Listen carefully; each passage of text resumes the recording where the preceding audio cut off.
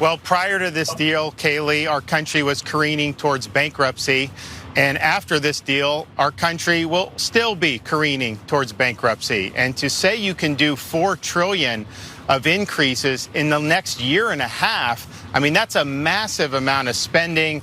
I think that we've gotten ourselves on a trajectory here really since March of 2020 with some of the COVID spending. It totally reset the budget, and they're sticking with that. And I think that that's just going to be totally inadequate to get us in a better spot. Look, in Florida, we run big budget surpluses.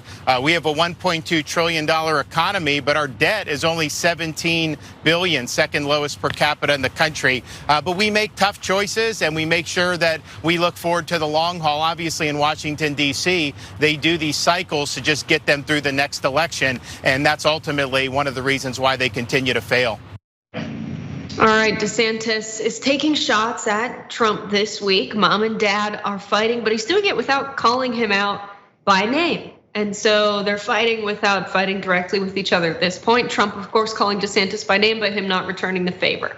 Now, the issue of raising the debt ceiling, something that they've made an issue that doesn't need to be, but it's looming over Congress right now. The finalization of the debt ceiling deal is currently under review by Biden and Kevin McCarthy. And they'll be fine while they've held everyday working Americans economically hostage. And is this the ending of it all? It's not a good ending. It's not the best outcome. Look at this headline. What the debt ceiling deal means for student loan payments, the legislation would require the administration to begin collecting student loan payments from millions of people by the end of the summer. So this legislation would end the pause on student loan repayments within 60 days from its signing. So now, what DeSantis said earlier about the debt ceiling under Donald Trump has some truth to it. So House Democrats recapped how the debt ceiling was handled while Trump was president. Jamie Raskin made the flagrant accusation that House Republicans raised the debt ceiling 3 times and increased the debt under Trump's term. Let's watch. To the bondholders of the United States, that we would pay their debts as we are fiscally, morally, politically, and constitutionally required to do. And yet, Donald Trump has issued the order. He said it's inevitable. Default on the debt of the United States for the first time in American history. Crash the economy. Lose 9 or 10 million jobs. And so now, in the words of Florida Representative Matt Gaetz, who appears not to be here right now, the GOP will not negotiate with their hostage. Who's the hostage? The American people are the hostage. Our government is hostage. The Constitution is hostage. So I want to introduce the MAGA Republicans who have split today, but who increased the debt ceiling 3 times under Donald Trump, who gave us a quarter of all the debt of the United States between George Washington and Joe Biden. I want to introduce them to the Constitution of the United States. The validity of the public debt shall not be questioned. All right, so that was a whole thing. And then we had Pramila Jayapal also recap that under the Trump administration, there were $2 trillion in tax cuts for the wealthy. Amy is your hostage. She and millions like her, teachers, firefighters, seniors, veterans, are demanding that Republicans stop playing games with their lives. Donald Trump presided over the 3rd largest deficit increase in the debt ever because they spent almost $2 trillion on tax cuts for the wealthiest billionaires. And now they want poor and working people to pay that bill. Stop it. Pass a clean debt ceiling right now. All right, so DeSantis was correct about the debt increase under Trump. However, he failed to mention in his righteous speech about how the debt is so bad and the country's going bankrupt that while he was in Congress up to 2018, his tenure involved raising the debt limit several times. So it's something that is standard procedure.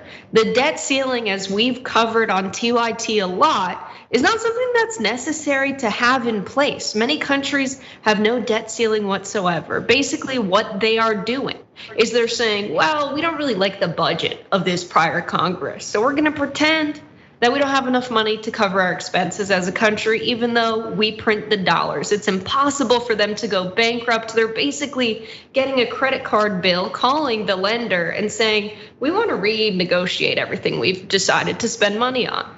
You can't do that, it's ridiculous, but they found a way to do it anyway, holding the Constitution and the American people hostage. Ben, I want to bring you in here. What do you make of DeSantis's very desanctimonious speech in front of that battleship? I think it was, maybe a green screen. Yes, it could be green screen. Because he is DeSantis, the Kermit the Frog of all candidates. I do love having him with a naval ship in the background. We all know his storied naval record as a warrior for this country. Wait, that's not true. I'm being told that's not at all true. Okay, interesting.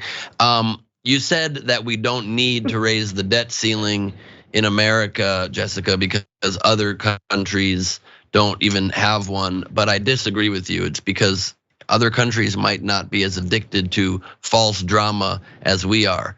We do need to do this every for emotional reasons.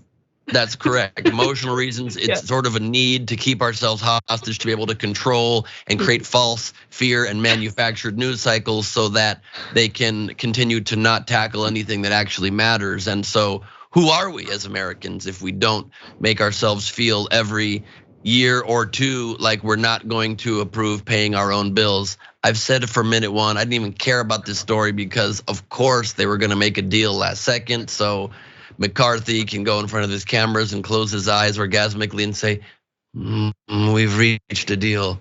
And Biden can half asleep and half more asleep say, well, folks, listen, we did a great deal here, folks. And even though it's not a great deal and I agreed to stuff I didn't need to agree to because this whole thing is stupid and I could have instead pulled the 14th and just passed it instead. But what I want to do is make it more complicated and make my agenda less effective and do less stuff to help people. Come on, folks. And so I feel like we're in a good place. Okay, here's how I think the convo happened. I think you're right. I think it was Democrats and Republicans at a table. Was the substance of the conversation what is best and fiscally necessary for our country? No, it was what will look best for our party establishment as Democrats and as Republicans, what would look best for our respective constituencies and the people we've been paid to govern in favor of, not the people we've been elected to represent. It was how do we look good coming out of this? Democrats want to make it seem like they were in a position where they didn't have a lot of power in this whatsoever, even though Biden could have invoked the 14th Amendment. They wanted to make it seem like, hey, we fought really hard and we didn't cut as many public programs as they wanted to. What do the Republicans want coming out of this? Well, they want to make it seem like they've made some cuts to public spending. And none of this is actually what is of consequence for the American people. What is of consequence to the American people? Having public goods. Like the reason we have a government at all is because, like, Ben, if you and I had children, let's imagine a world where we have children other than your dog Henry and my dog Jonesy, like real human children that need to go to school and get an education, right? We want them to go to a school. If you and I pooled our money together and we hired a teacher, that wouldn't be a great education for our kids. But if we get everybody in the neighborhood to pool their resources together, hey, now we have a school, right? It's probably not the greatest school, say, if we had the resources of the whole city or the whole state. That's what government is. It's us pooling our resources together so we can have more than we could if we tried to live in the world as individual human beings. The idea that we should defund the government has become so popular that we have to convince people that any public spending is good at all. Like, it's absurd that they frame the national debt like it's a bad thing. All it is the total dollars the US government has put into the economy as public spending that it hasn't taxed back out yet. That is not a bad thing. That is good, as Stephanie Kelton puts it, and I think it helps explain it well. Their reading, what they write down as money going out, is our black ink. That's stuff that's putting resources to use to make our lives actually better. And so they make it seem like it's this crazy thing. And of course, they never ever talk about touching the $858 billion allocated to military spending. Any final thoughts on this one, Ben?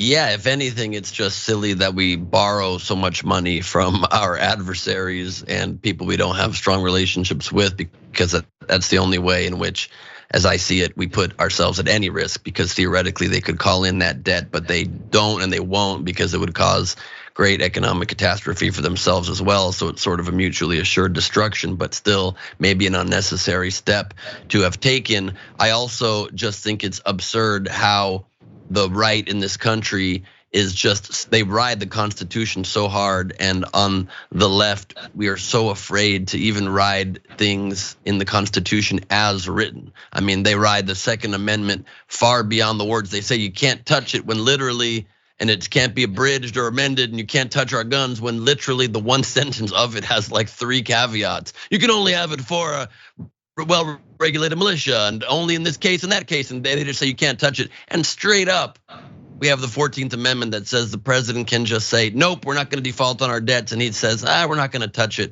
We're not gonna actually hold true to our own Constitution, rather subject ourselves to this drama. It's just pointless and stupid. Yeah, suddenly they're like, the Constitution, the what? We don't need that, forget it. And Janet Yellen's like, why don't we just prioritize what we're gonna actually default on and what we're gonna spend money on? It's like the Constitution says you can't do that either. The foreign countries holding US Treasury bonds thing is interesting. It doesn't scare me as much as I think a lot of people are scared by it. The US government can just hit a button and make good on those obligations, right? That they can credit the accounts as necessary. Would it be an inflationary pressure if then all of those dollars were injected back into the economy and people spent money? Maybe. Do we think that's gonna happen? No, because I think you make a really good point that our global economy is so intertwined that we all have a vested interest in not having runaway inflation of the dollar. But it honestly doesn't scare me. Other countries having demand for our currency, I think, is good fiscally.